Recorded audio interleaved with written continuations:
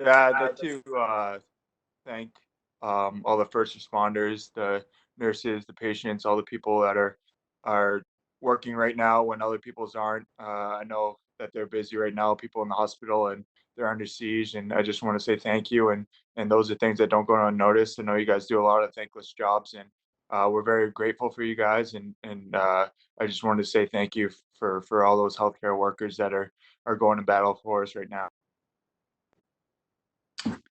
Great. Okay, so we'll move forward with the media question and answer session. If you have a non-tech question for Dumo, please raise your hand by expanding the participant button at the bottom and then hovering over your name and raising your hand.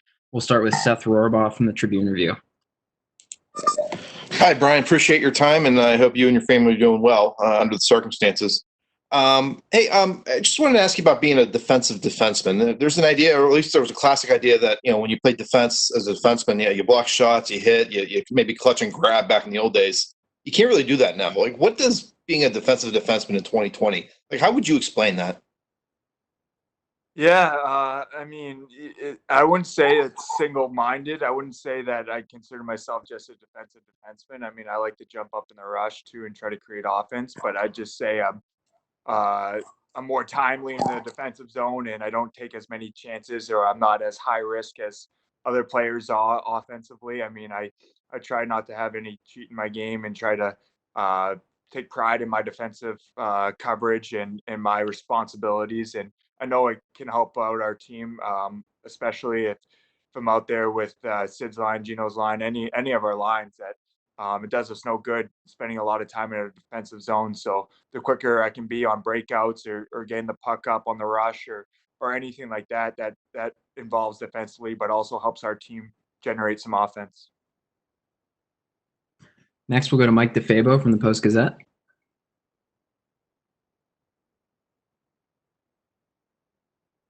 Mike, can you unmute yourself? Sorry, I'm like Brian, man. I'm not even a father, and I don't know how to use technology.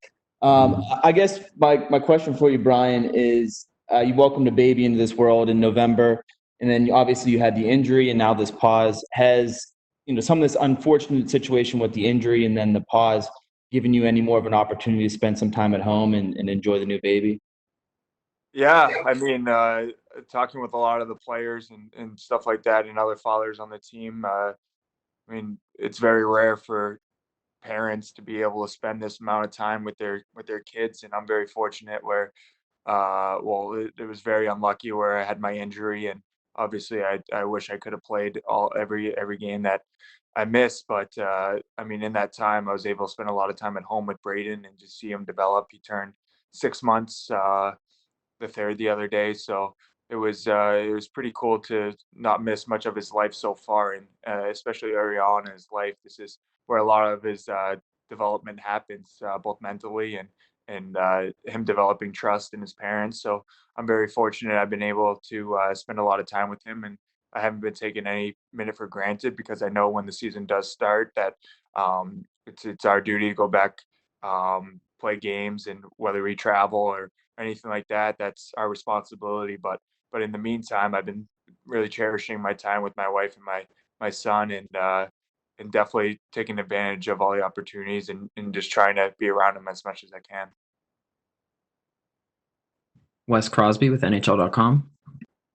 Hey Brian, thanks for doing this. Kind of going off of what Mike just asked, as a player, how challenging have these past several months been for you, just with the injury being off the ice for a few months there, coming back for those 5 games, and then it getting interrupted so quickly? Yeah, it's very weird. It's very strange, but I was very lucky, and I'm grateful that I was able to get those 5 games in before the break, and just mentally, I think that is going to benefit me being able to know what my routine was, what I had to do to get back, and I mean, I felt like when I was playing that I was getting back to being a very solid player. So it showed me that I could still come back from an injury like that. I'd never been out for that long before in my career. So I had to prove to myself that I could be able to come back and still compete and play at a high level and at the most important, crucial part of the season. So I think I did that. I mean, I think I was satisfied with how I came back.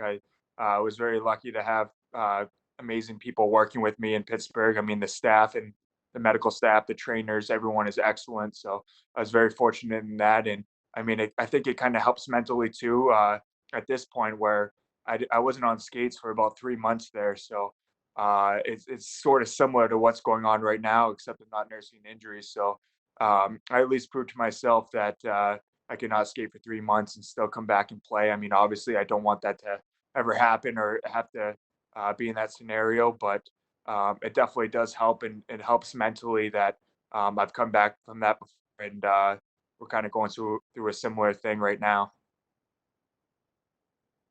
Jonathan Bomboli, Tribune Group.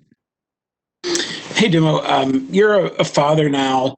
2 or 3 of the guys in the top 6 are younger than you. Do you feel like you've sort of entered you have a lot of tenure with this team. Do you feel like you've sort of entered a new phase in your career as far as how that goes?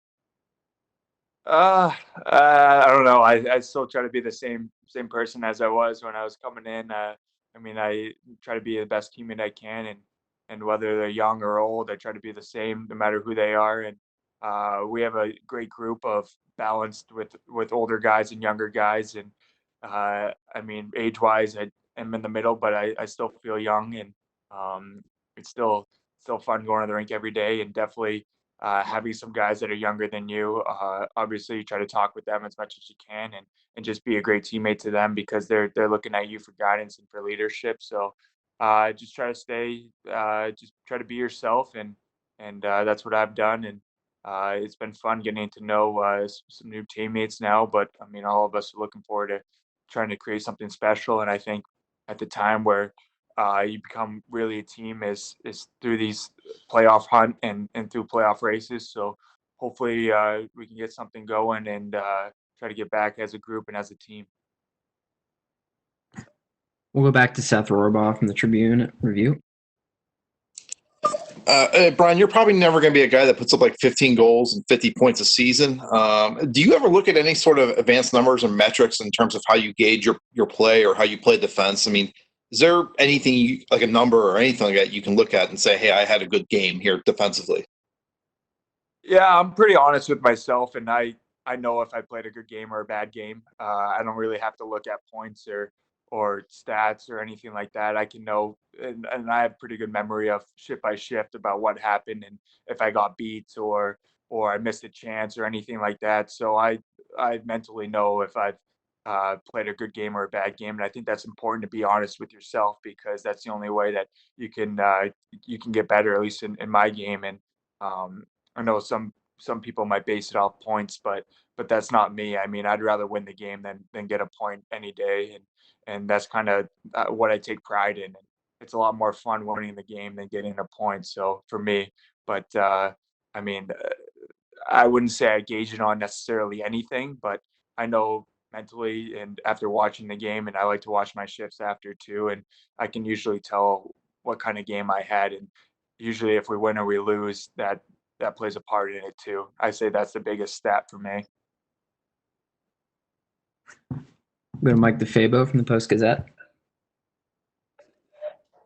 Hey, Brian. Obviously, there's still a lot of speculation and uncertainty about when or how the NHL will resume. But one of the ideas that's been floated has been to create a sort of bubble scenario where you guys would all be kind of sequestered in hotels in some kind of a hub city. If that were the case, you would likely be away from your family for an extended period of time, maybe even a couple months.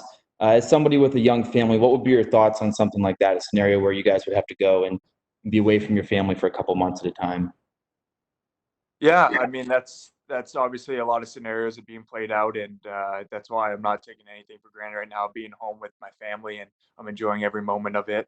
Obviously, if that's what the NHL decides and what we decide, then that's what we do, and we go there, and we focus on winning a Stanley Cup, and that's our goal. And at that point, it's a race, and we got to try to get back and try to become a team and get back on the ice and get our touches and try to do everything we can to try to win a Stanley Cup. And that becomes the main focus then. But right now, I mean, today, tomorrow, I'm going to enjoy the time with my family and going to try to work out and become a better hockey player as much as I can. Wes Crosby, NHL.com.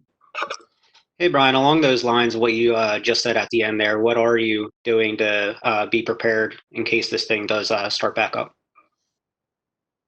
We have a small gym in our house, so that's been good to be able to utilize that. I mean, I haven't used it before too much, just because of obviously our facilities here in Pittsburgh, but it's been good to have, definitely. It's been fun also playing some street hockey. That's something I haven't done, I think, since I was a kid. I remember growing up in my neighborhood, we had a bunch of hockey players, and that's all we did every day was play street hockey, floor hockey, mini sticks, baseball, basketball. We just played sports, and we played out in the driveway and or anywhere we could get a game. So it's kind of took me back to that roots, and it's been really fun going out in the driveway and playing some hockey, and it's been really enjoyable. Michelle Crecchiolo, PittsburghPenguins.com. Just a couple quick cooking follow-ups. Do you still watch cooking shows in your spare time? I know you used to do that before. I don't know if you have time now with the baby. And then what's the first restaurant that you're going to go to once everything starts opening back up? Ooh, um, well, first, I grew up, and what really got me into cooking, into food, and just culinary arts is Anthony Bourdain, and he was. I feel like I've watched every one of his No Reservations, The Layover, pretty much everything that he's put his hands on. I've read some of his books. That was an influential guy in my culinary and my cooking and just how much I love wine too, and he played a big part in that. So um, he was the master. He was the best. And for what restaurant I'm looking, all of them. I mean, I love going to all the different restaurants, and especially in Pittsburgh, they have a good food scene that's going on. And I like just checking out every new and different and uh, and trying out every different type of cuisine. And I mean, I look forward to just going, sitting outside, relaxing, and eating some food that's not cooked by me. Seth Rohrabaugh. Hey Brian, you were a guy like I'm looking at your numbers here in high school. You were a guy you put up like 60 points in like 20 some games when you're in high school. Is there a point in your hockey career where you realize maybe not necessarily just being an offensive guy, but concentrating on defense or refining your defensive game would be something that could help you become a successful NHLer? Yeah, I mean, it seemed like at that point I wasn't really looking at what game was going to make me become an NHL player. I think I was just trying to fit on the team and try to just win. I mean, if the team needed me to play defense, I'd play defense. If the team needed me to score, I'll try to score. But I mean, on my high school team back in Biddeford, we had a great group, and I think we all just really gelled together. I mean, we had a terrific team, and individually, you can benefit when you have a great team, and that's what I did there. And same thing when I went on to college. I mean, I just tried to find a role and try to fit in as much as I can. I mean, I was never a first power play guy. I think we had five forwards on our power play then. I played a little bit on the second unit, but I just tried to play a game that could help us win, and that's what I feel like every team that I've gone on to, that's kind of how I try to leave my mark on the team. I don't worry. Not that I adapt, but I mean, depending on who I'm playing with, who I'm playing against, I just try to, I mean, be who I can be, but also try to fit a role for that team to try to help us win. Mike DeFabo. Hey, Brian. You kind of were talking about the injury a little bit earlier on. I'm curious, did you feel like you were back to 100% in the 5 games you were back, or do you feel like having this extra time has helped you recover and become more like 100%? Yeah, I felt really good when I came back. Obviously, I was hesitant. I mean, not during the first game, but just mentally of wanting that first game over with, just trying to get back into playing. Like I said, I'd never been out that long, um, especially not skating that long, and you never really know how it's going to go.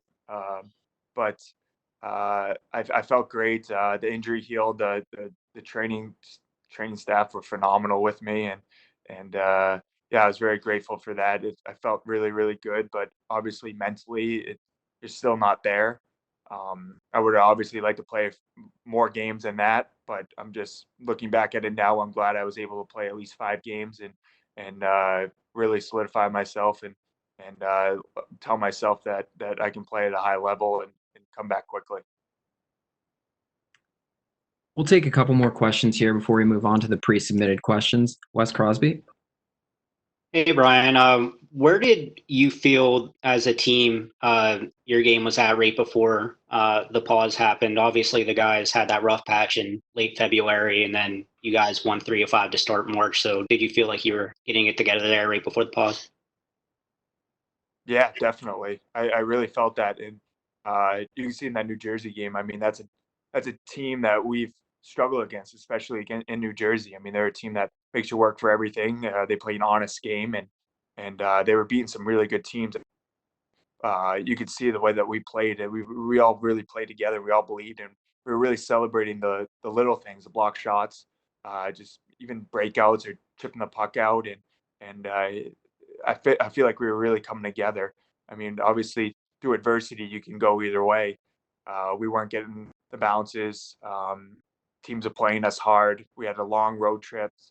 Uh, we weren't getting the wins, and you can become frustrated with that, and that can solidify your season with one bad stretch. But it was good to see us come out of that.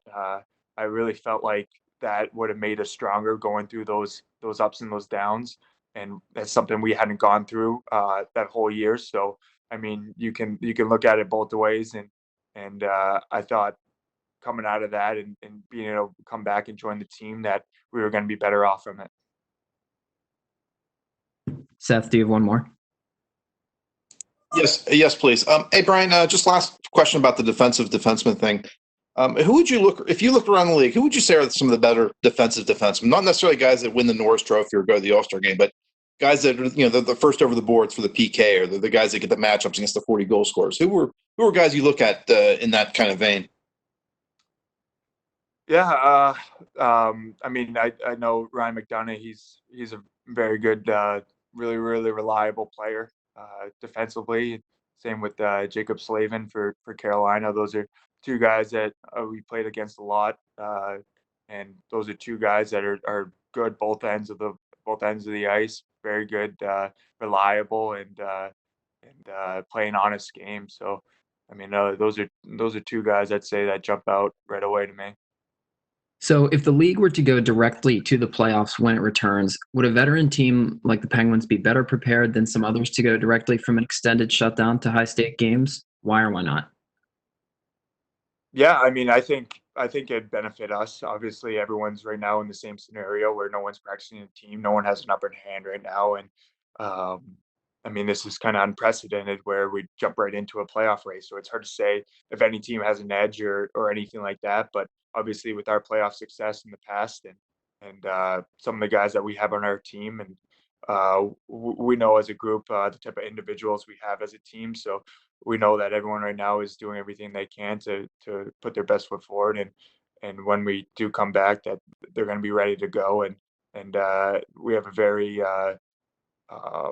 well, I wouldn't say wise, but very responsible group, and I think that's going to benefit us when we do come back and play. So I think we will have an edge. Having experienced it in normal times, how would it feel to possibly win the cup without fans in the building, a public celebration, or having a cup day? They can't take it away from you. I mean, you're winning the Stanley Cup, no matter where. If I mean, if we're playing in my driveway, that'd be fine with me. If we're playing for the Stanley Cup, I mean, that's something that you don't need much other motivation other than that, and that's what it is for me. And it kind of, without fans or without a lot of the stuff that involves Stanley Cup playoffs, it kind of take you back to my childhood and stuff of when we're just playing out there for fun, and back when we're in might squirts, we're going to these NHL arenas and there's no one in the crowd, but we guess what, we still want to win the game as much as possible. So that's where my mindset's at, and um, I think the ultimate goal is the Stanley Cup still. I have just two more for you here. Leaders are always important. Not around is not something that can be learned until going through it. What have you learned about leading during this unique situation, and did the time away because of the injury help in that regard? A little bit. I mean, the time away and the injury, it's tough. It really makes you realize when guys are injured how much they kind of away from the team, and that's something that I hadn't gone through before. And it definitely make me realize now to include them. And our group did a great job of that, and I was very thankful for every guy on the team that always coming by whenever I was doing rehab or anything like that, and just having a conversation with me because I don't get to see them a lot, even though I'm in the rank around the same time as them. They're doing something as a group, and I got to do something individually, and that can weigh on you, especially when you're doing it for months and months. Um, but I'm very thankful for everyone that on our team, and including me, and helping me still feel part of the family, and very thankful for that. All right, last one here. What has been your biggest takeaway during this extended period of time away from hockey? There's a lot. There's a lot of stuff that's happened, but I mean, I think just not to be cliche, but not to take a minute for granted. I mean, you never know what's going to happen. This is pretty crazy in our lifetime of something like this has happened, and it's really made me uh, realize the little things in life, and just to enjoy the moment, and be in the present as much as I can, and whether that's around my family, around my teammates, in the middle of a hockey game, just be happy where I'm at,